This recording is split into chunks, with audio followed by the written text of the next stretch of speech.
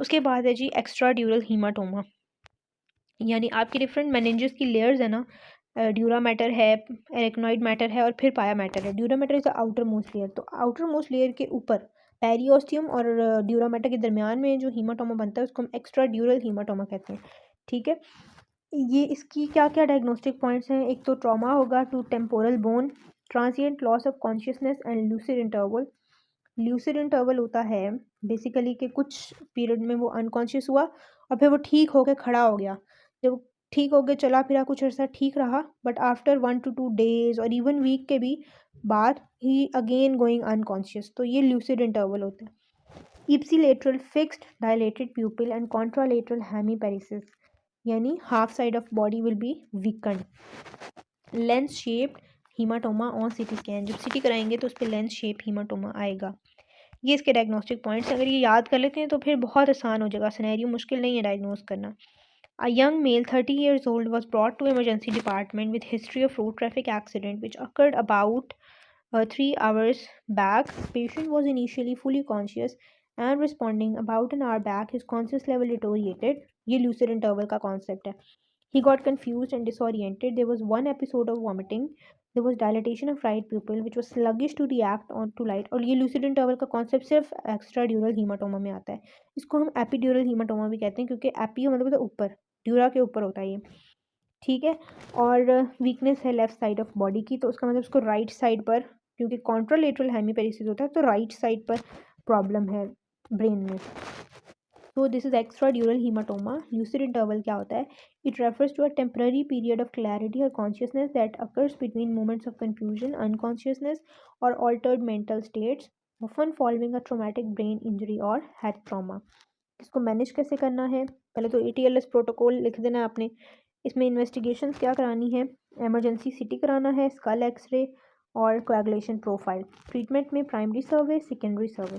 Medical treatment में आपने उसको डायूरेटिक देने हैं, उसका इंट्राक्रेनियल प्रेशर कम करना है, BP को कम करने के लिए बीटा ब्लॉकर, फीवर कम किया अगर है तो एंटीपायरेटिक देना है और डिफरेंट पेन रिलीवर्स ड्रग देनी है। सर्जिकल आपने उसका क्या ट्रीटमेंट करना है? Open craniotomy treatment of choice, open craniotomy करनी है। और दूसरी ट्रीटमेंट है बर होल ट्रेफिनेशन। ठीक है, इनके बस नाम इंपॉर्टेंट है। ओपन क्रेनियोटमी में पूरा क्रेनियम ओपन करके आपने सर्जरी करनी है और हीमाटोमा रिमूव करना है।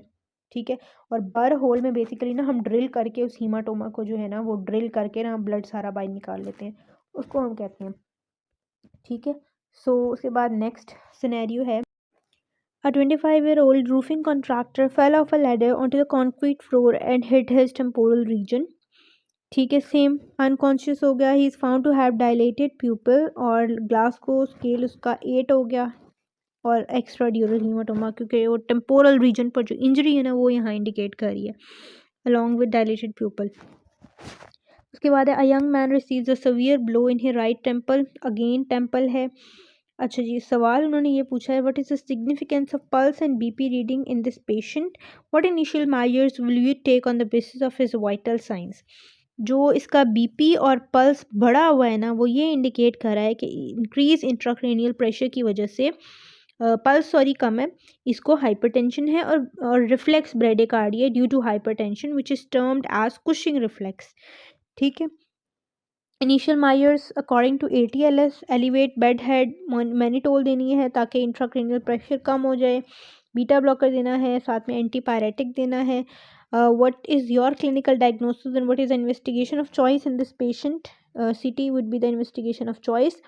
What is the significance of pyrexia in such patient? Pyrexia should be controlled because it increases oxygen demand of brain tissue, which ultimately lead to increased neuronal damage.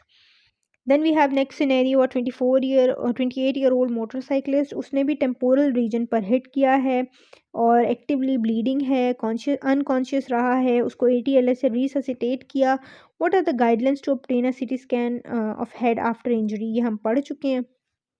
और management outline. उसके बाद है जी, 60-year-old gentleman falls in the washroom after taking a shower. What 60 years old है इसलिए उसको injury हुई। He is also found unconscious by the housemaid but by the time help arrives he has regained consciousness, which is lucid interval, which is also very particular of extradural hematoma. A 25-year-old male surgical emergency में आया, head injury थी road traffic accident के बाद, वो conscious रहा 4 घंटे तक और फिर सडनली कोलैप्स कर गया। अगेन लूसिड इंटरवल है, एक्स्ट्रा ड्यूरल हीमाटोमा। उसके बाद जी वो डिस्क्राइब द मैनेजमेंट, वो हमने पहले पढ़ ली है। How will you prevent secondary brain injury, ये भी पहले पढ़ लिया हुआ है। सब ड्यूरल हीमाटोमा, इसके क्या फीचर्स हैं, इसमें हिस्ट्री होगी एंटीकोएगुलेंट इंटेक की, कोई ना कोई एंटीकोएगुलेंट लिया होगा, एल्डरली पेशेंट होगा, headache, altered consciousness, no lucid interval. ठीक है। क्रिसेंट बनाना शेप, उसमें लेंस शेप था, इसमें बनाना शेप्ड हीमाटोमा होता है जब आप सीटी कराते हो उसके ऊपर।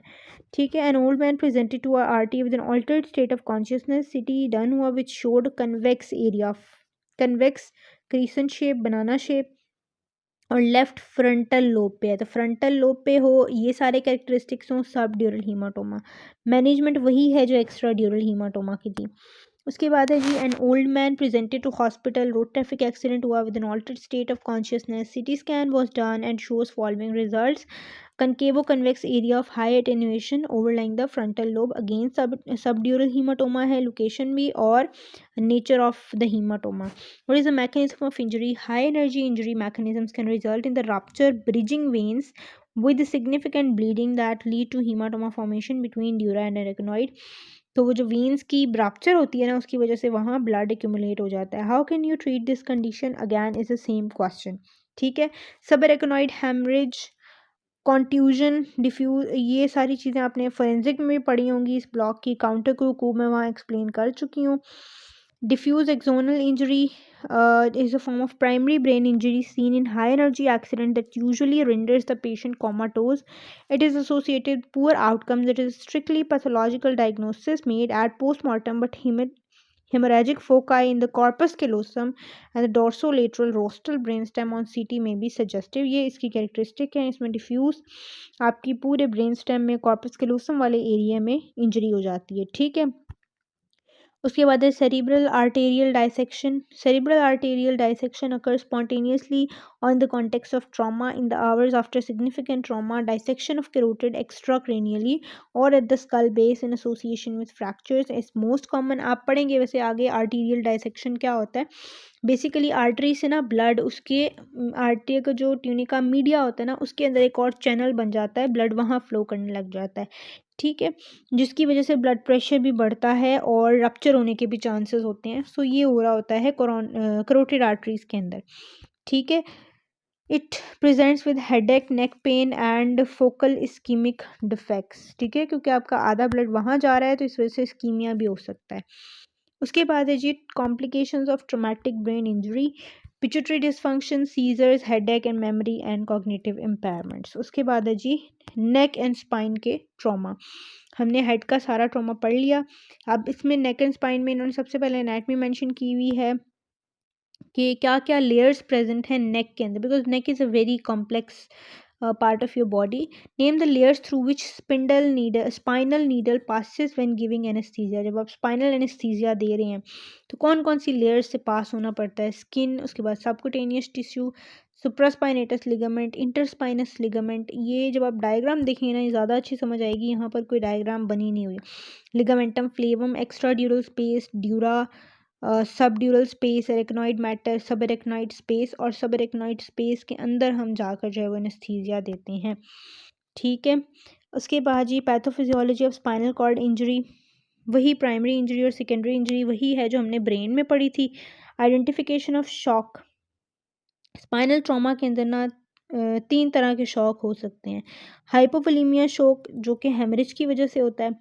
ठीक है। न्यूरोजेनिक शॉक, न्यूरोजेनिक शॉक होगा आपके वेगल टोन के, बेसिकली इसमें आपका ना स्पाइनल कॉर्ड इंजरी होती है। स्पाइनल कॉर्ड की इंजरी जहाँ पर सिंपथेटिक आउटफ्लो आना होता है। जब सिंपथेटिक आउटफ्लो नहीं आएगा due to any injury to that particular area जहाँ से सिंपथेटिक आउटफ्लो आना था, तो आपका अनअपोज्ड पैरासिम्पथेटिक एक्शन होगा। वो unopposed parasympathetic action blood pressure को इतना कम कर देगा, हार्ट रेट को कम कर देगा, और जिसकी वजह से जो पेशेंट है वो न्यूरोजेनिक शॉक में चला जाएगा। उसके बाद है स्पाइनल शॉक। स्पाइनल शॉक एक टेम्परेरी स्टेज होती है कि जब भी स्पाइनल कॉर्ड पे कोई इंजरी होती है ना, या आपने न्यूरो एनाटमी में पढ़ा होगा बट वो अब आपको याद नहीं होगा, जब भी स्पाइनल कॉर्ड में कोई इंजरी होती है ना, स्पाइनल कॉर्ड थोड़ी देर के लिए शॉक में चली जाती है, उसके सारे फंक्शन बंद हो जाते हैं। जिस एरिया में नहीं भी डैमेज हुआ होता ना, वहाँ भी के भी फंक्शन बंद हो जाते हैं टेम्पररीली, एज उसको सदमा लग जाता है इन अ सेंस, ठीक है। बट थोड़ी देर बाद वो सही हो जाती है। फिर से सिर्फ उस जगह का मसला होता है जिस जगह इंजरी हुई होती है, बाकी सारी जगह ठीक हो जाती है। Types of spinal cord injury. अब स्पाइनल कॉर्ड के डिफरेंट पार्ट्स हैं, ठीक है, एंड यू नो कि स्पाइनल कॉर्ड की कुछ इस तरह करके शेप होती है, ठीक है, बटरफ्लाई शेप, इसका ग्रे मैटर होता है इस तरह से, ठीक है। तो मुझे डायग्राम भी इतनी अच्छी नहीं आ रही। तो जो इसके बीच में होती है सेंट्रल कैनाल, ठीक है, अगर इस एरिया के अराउंड इंजरी हो उसको हम सेंट्रल कॉर्ड सिंड्रोम कहते हैं। फिर there is anterior spinal syndrome, जो इंटीरियर हॉर्न में डैमेज हुआ हो, पोस्टीरियर हॉर्न में डैमेज हो तो पोस्टीरियर स्पाइनल सिंड्रोम उसको कहते हैं। अगर पूरा half section hemi section involve हो तो उसको हम ब्राउन सेक्वार्ड सिंड्रोम कहते हैं।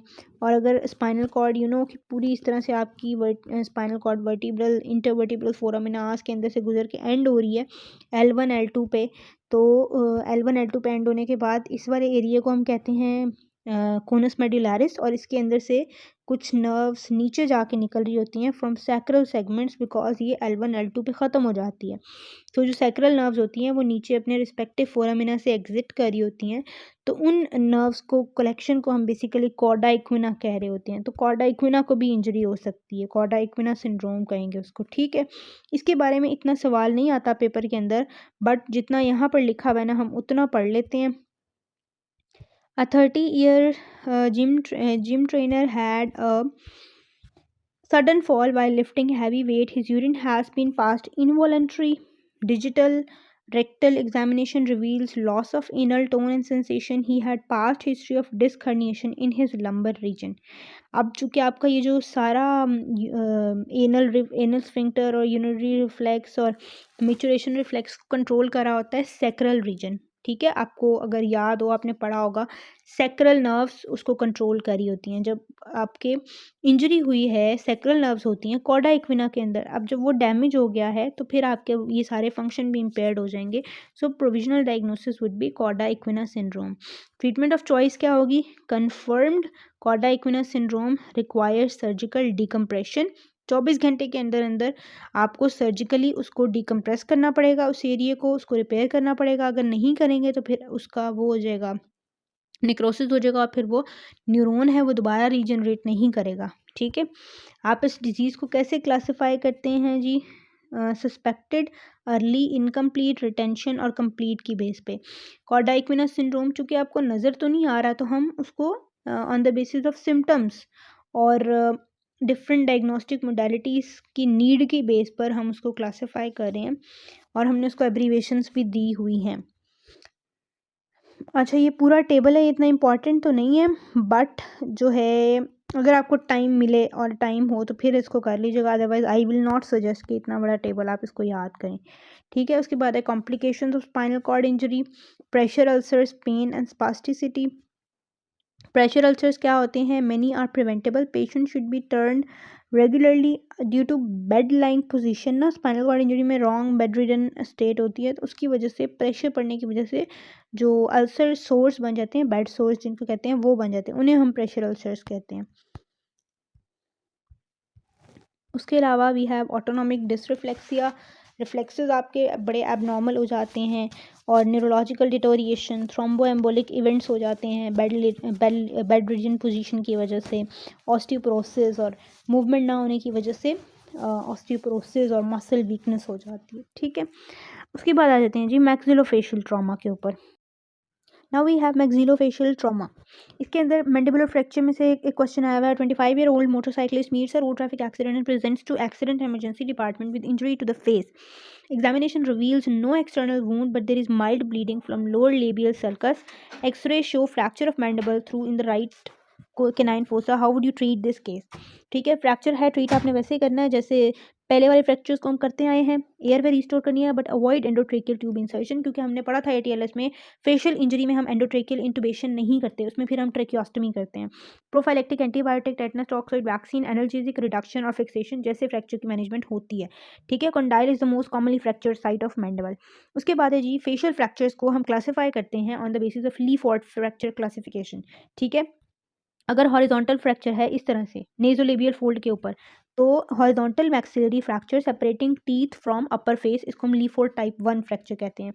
अगर इस तरह का ट्रायंगुलर या पिरामिडल फ्रैक्चर है जो आपके ऑर्बिटल फ्लोर ऑफ ऑर्बिट्स के अंदर से भी पास हो रहा है, नोज से भी पास हो रहा है, ठीक है, pyramidal fracture with alveolus as the pyramid base, यानी कि आपकी पिरामिड की बेस ये एल्वियोलस है, and the naso frontal suture, ये जो नेजो फ्रंटल सूचर है ये इसका एपेक्स है, तो इस फ्रैक्चर को हम लीफोर्ड टाइप 2 कहते हैं। और ऐसा फ्रैक्चर जो आपके पूरे इस तरह से पास कर रहा हो, complete separation of cranium from the face, इसको हम लीफोर्ड टाइप 3 कहते हैं, ठीक है। ये फेशियल फ्रैक्चर्स की क्लासिफिकेशन लीफोर्ड ने की बताई थी।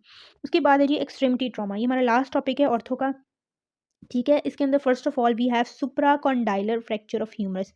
ह्यूमरस के दो कॉन्डाइल्स थे डिस्टल एंड के ऊपर, लेटरल एपिकॉन्डाइल और मीडियल एपिकॉन्डाइल, उसके ऊपर जो फ्रैक्चर होता है ना उसको हम सुप्राकॉन्डाइलर फ्रैक्चर कहते हैं।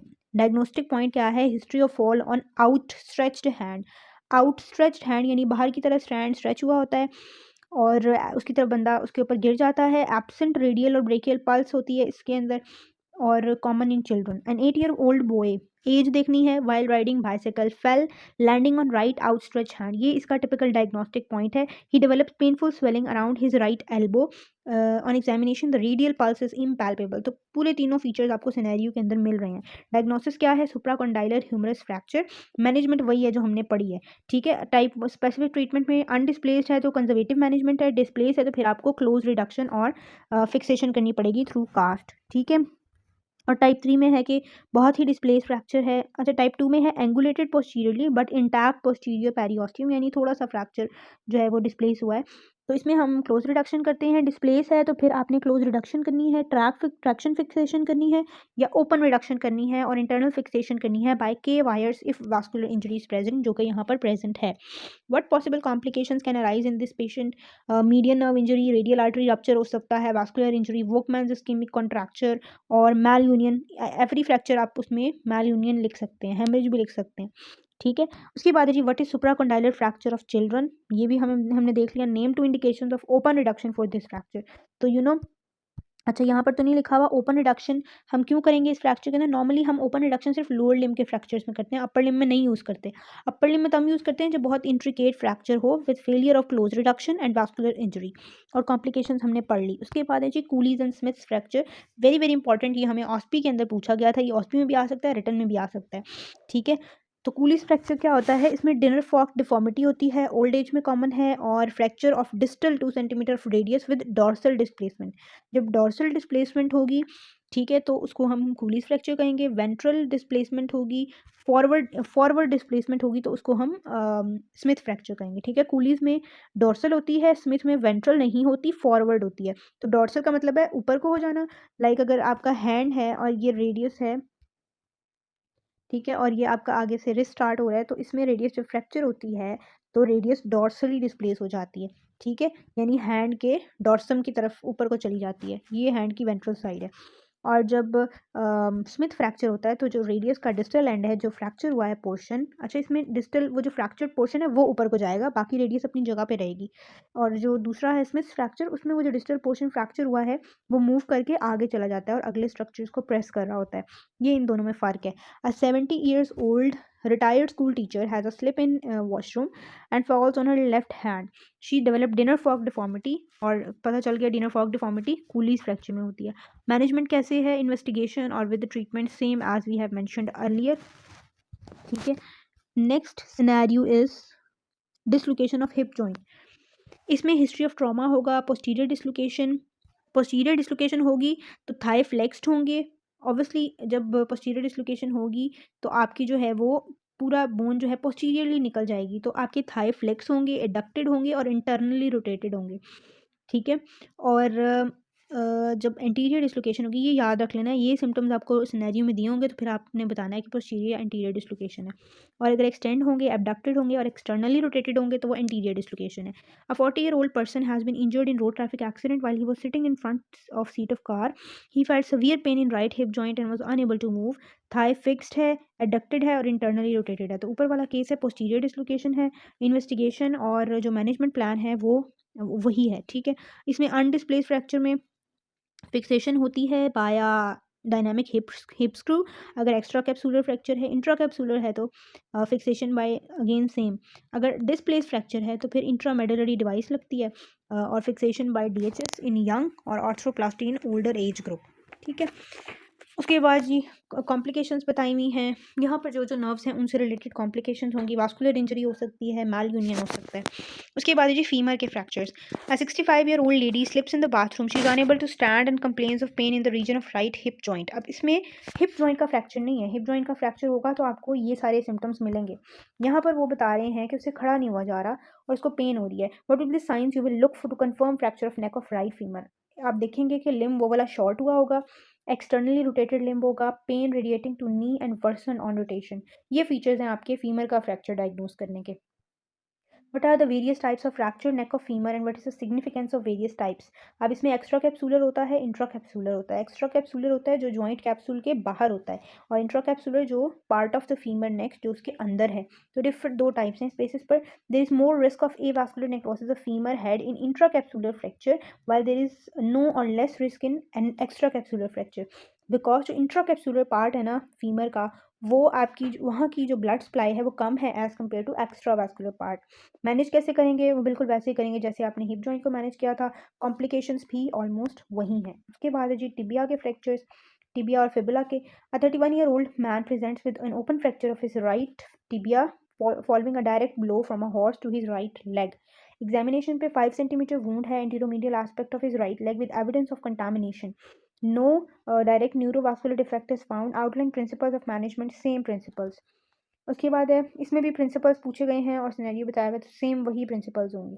ठीक है, उसके बाद है जी pelvic fractures। A 45-year-old male travelling in a car, road traffic accident हुआ और वो विंडो से बाहर जा गिरा। He sustained some injuries, multiple injuries and presented in ER. Blood pressure उसका कम है, पल्स ज़्यादा है। एग्जामिनेशन पर पेल्विस टेंडर है और अनस्टेबल है। तो लोकेशन उन्होंने खुद ही बता दी, पेल्विक फ्रैक्चर हो सकता है इसमें। क्लासिफिकेशन इसकी क्या है? A O classification type A B C के बेस पे हम करते हैं।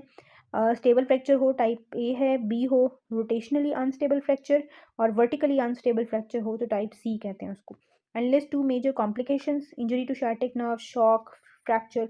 How will you manage this patient? तो मैनेजमेंट वही है जो हम ऊपर पढ़ते आ रहे हैं। ठीक है, बस स्टेबल फ्रैक्चर है तो क्लोज रिडक्शन होगी, अनस्टेबल है तो ओपन रिडक्शन होगी और इंटरनल फिक्सेशन होगी।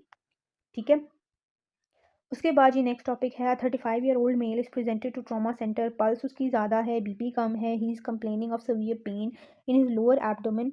His chest is clear, abdomen is soft, non-tender, no fracture of long bones of limbs, and is identified. His pelvic examination reveals bony crepitus and pain. बोनी क्रैपिटस है मतलब आवाज़ आ रही है बोन बोन जैसे रगड़ने की। What is the cause of shock in this patient? इसमें blood loss हो रहा है पेल्विस के अंदर जो कि नज़र नहीं आ रहा। ट्रॉमा के अंदर यूजुअली ऐसा होता है, इसीलिए हमने एटीएलएस में पढ़ा था हम ऐसे पेशेंट्स को पेल्विक बाइंडर पहनाते हैं ताकि अगर कोई पेल्विक फ्रैक्चर है वो स्टेबल हो, उसकी वजह से ज़्यादा ब्लीडिंग ना हो। और हम लोग ऐसे पेशेंट्स में फास्ट स्कैन कराते हैं to assess any concealed haemorrhage. ठीक है, तो ये वो इसीलिए था। What other injuries are suspected in association with it? तो वो इंजरीज वही हैं, फीमर नेक का फ्रैक्चर हो सकता है, पेल्विस में sciatic नर्व की इंजरी हो सकती है, यूरिथ्रल इंजरी हो सकती है, इंजरी टू ब्लैडर और testis. What is the initial management, definitive management? वो वी ऑलरेडी नो। उसके बाद है जी कंपार्टमेंट सिंड्रोम। कंपार्टमेंट सिंड्रोम क्या होता है? इसमें होता है बेसिकली आपके एक कंपार्टमेंट हमारी अपर लिम्स में, लोअर लिम्स में अल्लाह ताला ने मसल के डिफरेंट कंपार्टमेंट्स बनाए हुए हैं। लैटरल कंपार्टमेंट है, मीडियल कंपार्टमेंट है, इंटीरियर पोस्टीरियर कंपार्टमेंट्स हैं कुछ जगहों पे।